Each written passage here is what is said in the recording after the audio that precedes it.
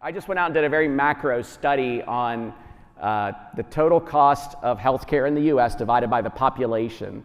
And that data's out there for the last 60 years. Because I wanted to just see every decade, are we bending the cost curve?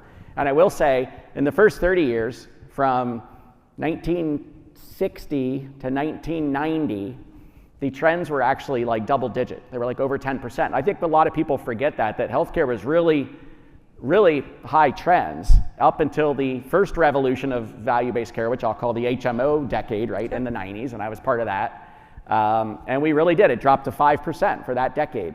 And then we had the F my HMO in the movie. I can't remember which movie it was, but like it was like everybody was against their HMO, even though everybody loved their HMOs. For the next 10 years, we went away from value-based care and the trends went back up again.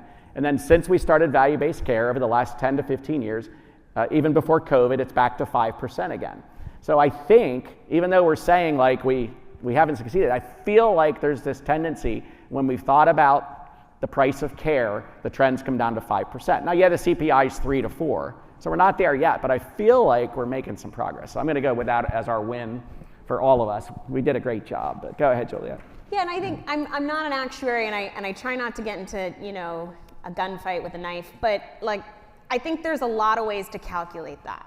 And I think there's a lot of pressure today in political conversations. I'll just take one example. There's a lot of pressure coming down on states to cut home care costs, right? Which, if you have any concept of this is either hours or people getting a benefit, right? And yeah, you can do that, and then you can pre-post and say, look at us, 10 years from now, we spend less on home care. Let me be very clear. There are millions of Americans who are part of the workforce today because it is not their primary responsibility to care for an aged or a disabled person. Yeah. So you can play with the numbers, right? You can say, oh, well, we don't spend here.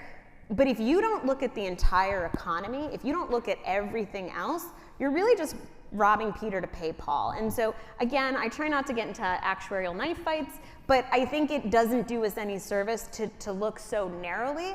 I think when we have these conversations, we have to remember that health is our human potential. Every country on this globe is fighting for human potential, and we are only cutting our nose off to spite our face if we don't take care of our own citizenry, our own human potential.